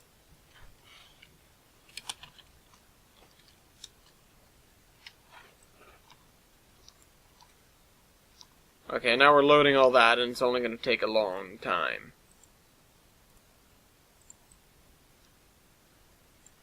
Alright, never mind. We'll figure it out later.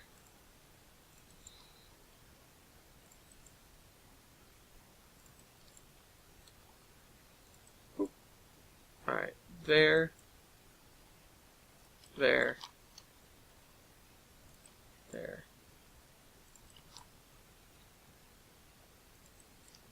So we are going this way this time. Now, these were rebuilt to go this way. You know, this sort of detracts from the idea that this is the secondary, or this was the secondary line, or, you know, whatever. But it is. So deal with it. Alright, so those are going to fit right under that bridge. They're going to come down on top of the tunnel.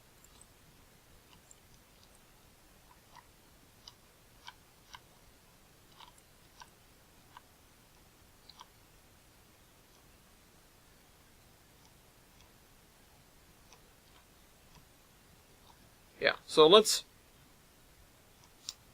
to stop this here. Let's do something else for a minute. DRGW pole. Interesting. Not the basic. Pole with support. Oh, it's got the little doohickey. Interesting. A pole wire spline EPA power pole? What is that? Trolley pole. Oh, yes. Okay, hold on. Let's go. Let's go.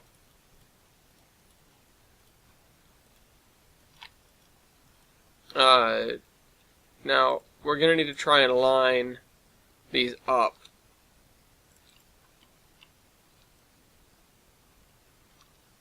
I love it. That's just a wire spline. What's this one?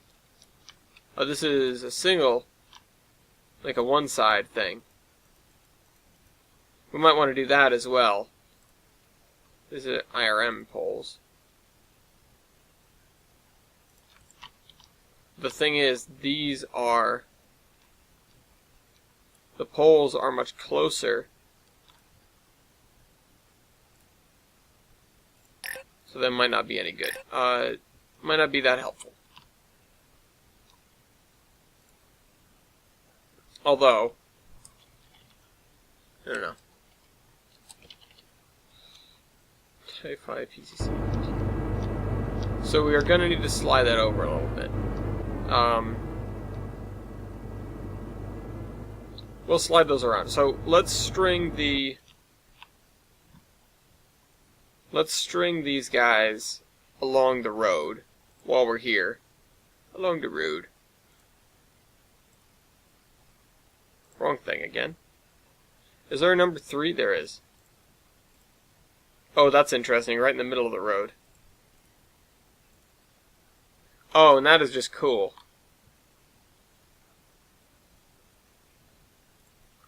Very, very cool.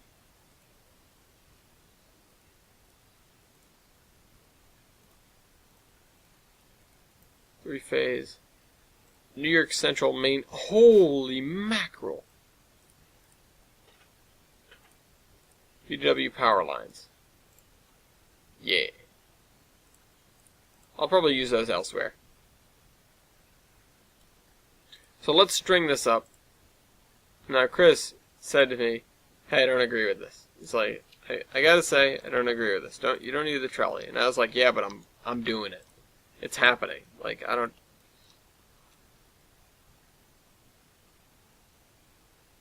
it's too late. I am the Senate.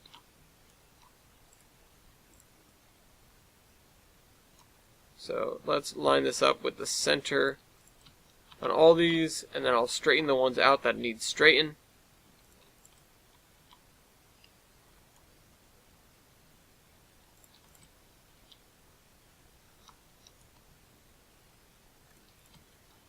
And then I'm gonna wonder, and then I'll work on like the trolley terminal at the end.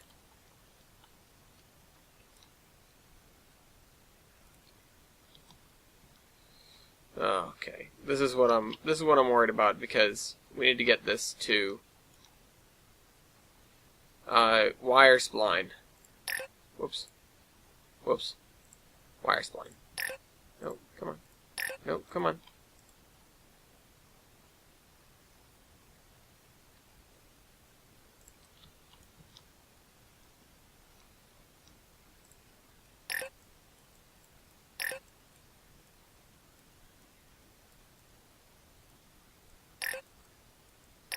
How come I can't connect these two?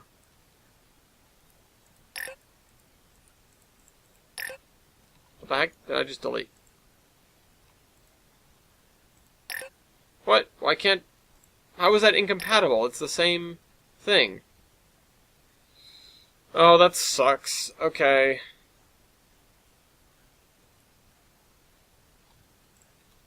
I'll just have to do this. Straighten it.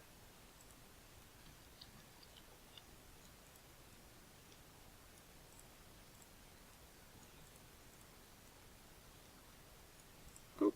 Oh! No. Yeah, straighten the other thing.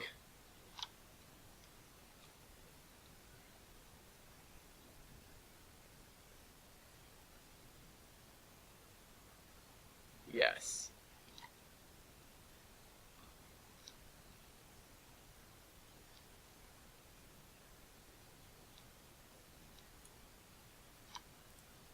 Apparently this doesn't want to go the right direction for me.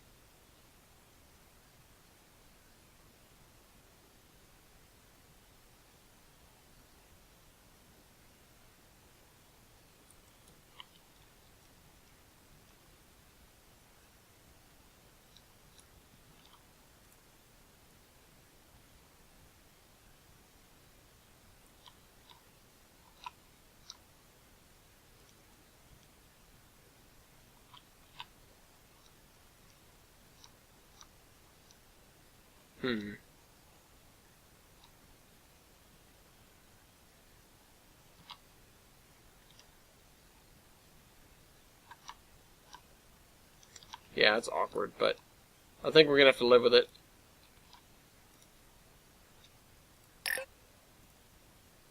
No, don't connect to anything.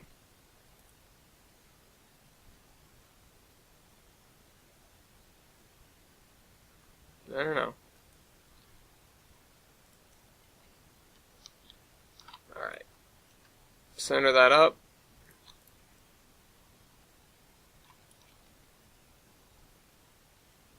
This is the first overhead anything that I've actually built myself. The stuff in our Horseman route was not done by me originally, so I hope I'm not too nitpicky with this stuff. I'm going to try to be decent with it.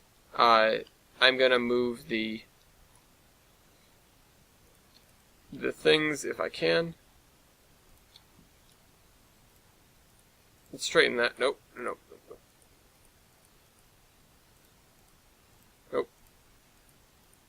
There we go. No. There we go. This is going to be one of those things where I have to add another set of poles. Add a thing. Add a spline point, goddammit. Ah, I see what's going on. Right about there. Although I think that's still too far off. I don't want to really test the amount that a trolley pole could hypothetically swing. I assume it's plenty, but I don't really want to, I don't want to stress it out.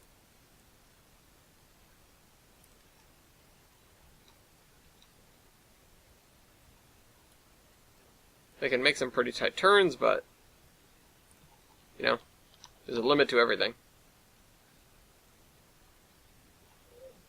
Also, I need to make sure that this is going to be another one.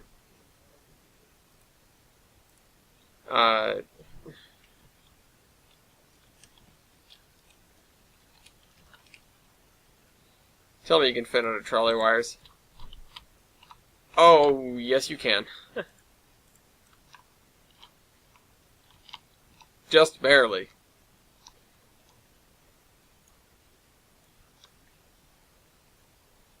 So,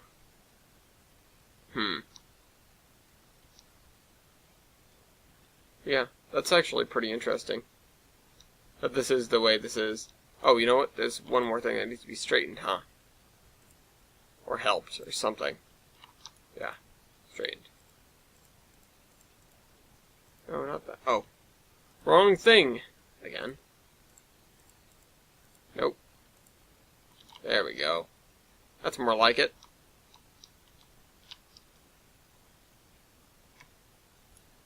Modern electric trolley. That's what I'm about. Now, we still need to continue stringing these back into town. And then once we get there, we need to figure out what the hell to do with them. We need to figure out what to do with, like, a trolley terminal, car barn, that sort of thing. I think the car barn is going to be the other end. Because it wouldn't really make sense for it to be. In here, this area is not industrialized enough. There should definitely be a connection for the railroad, you know, to the trolley car barn. Because, as absurd as it might sound, they got to take deliveries somehow, and they're not getting it through the trolley system. I know, I just broke Milky's heart by saying that, but this is a purely passenger endeavor. So, oh well, I'm sorry.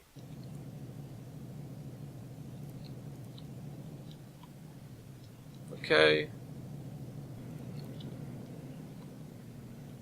Now, I was talking about why this railroad might be able to get away with existing, or, you know, this trolley line might be able to get away with existing in this day and age, you know, at current, you know, as it is in this route. And sort of the point to be made was that you've got, a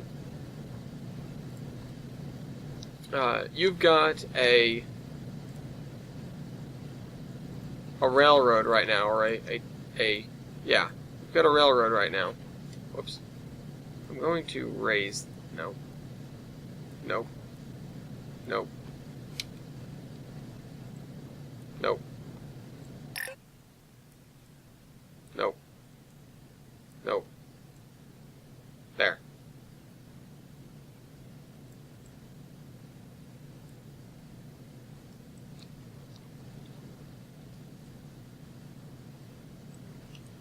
I'm going to raise that a little bit for this. So the trolley poles will have a little bit of a tougher time reaching, but it needs to be done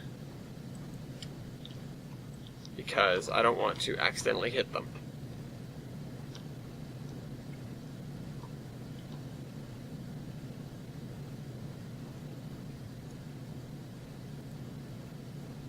You know, this right here, I don't want this to be too close for comfort.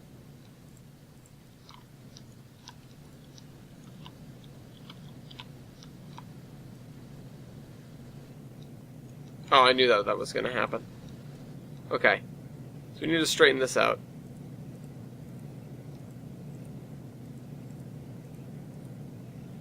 And I need to go to the right tab in order to do it. Whoop, I did it. There we go.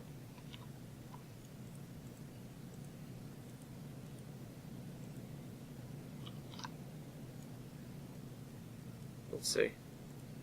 There we go. And then over here, I think this is pretty much alright, but I'll straighten it anyway. Just for the sake of it. This needs straightened. There we go. There. This one. This wibbly bastard right here. Nope. I keep clicking on the middle of the road, and that isn't where the center of this spline is. The other thing I'm going to do is I'm going to add a couple of extra spline points in here. If it'll let me. Whoops. That was too many. Because I don't want the, no. There we go. Again, I don't want the line to get too far off the track itself.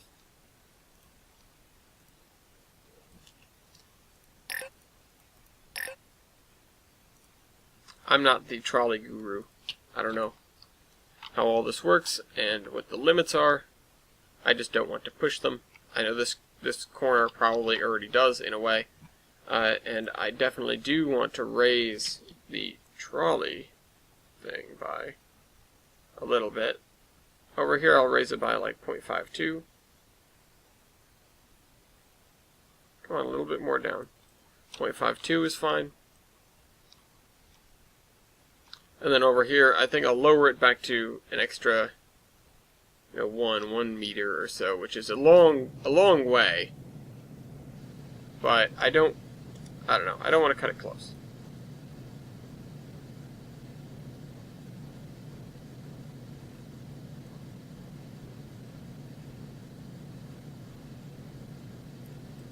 .9. No.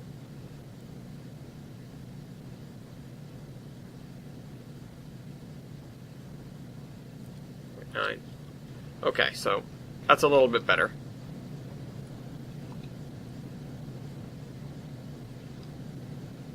Now the question is, how do we get this to work right? How do we get this to look right? And the answer is, I'm not totally sure.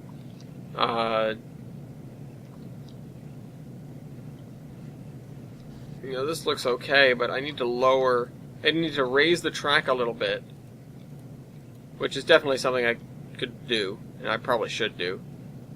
Or I need to lower the actual railroad crossing.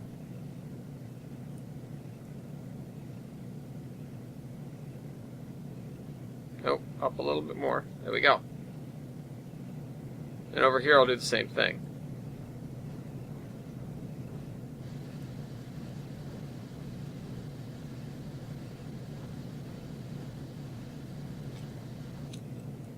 And then we should have, okay, it's very close. It's not quite there. Let's see, did that help at all? Almost. I don't want to change it too much on the railroad track side, because I know that if I do, it's going to fiddle with, all the other stuff nearby. And I've had to do a lot to get that to look right.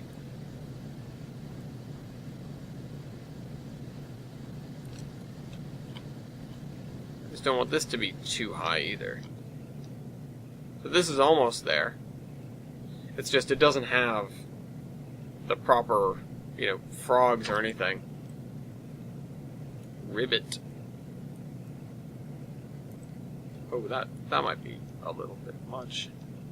Honestly, though, it doesn't look that bad.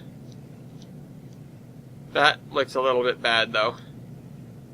I'd rather see the railroad tracks a little bit more than the trolley tracks.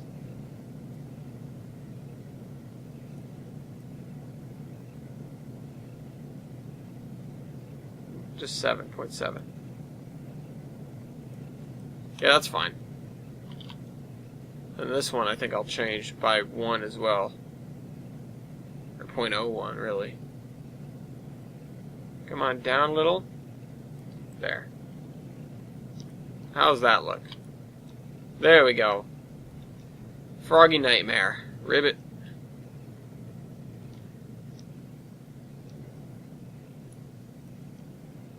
Except for that part where it's totally off. Wait, why is this like this? Why are you like this? Is this not straightened in here? Hold on a minute. Let me hash this out before I end the episode. No, it is straightened. It's just whatever. I need to move this to the middle of the road.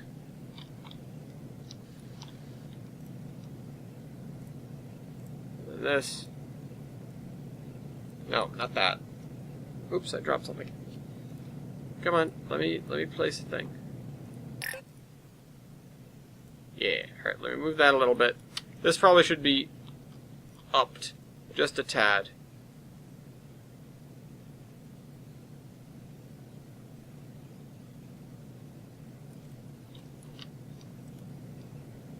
And also scooted.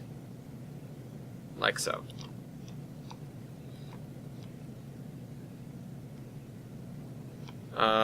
The other thing I do want to do is I want to lower the road. So, where's the... Let me place down a spline point in the road. No, for once, I want the road. There we go.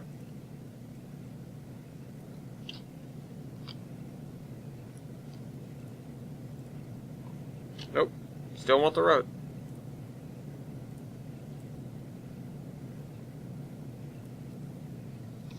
Okay.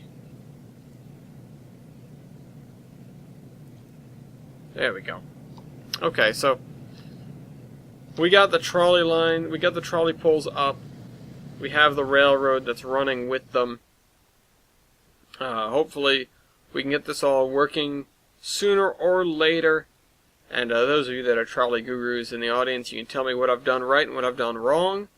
But mostly the latter, because I'm sure there's plenty of it. And what do you think I should do when I get into town here? So, hope you guys enjoyed this video, and I will see you next week. Trainman out.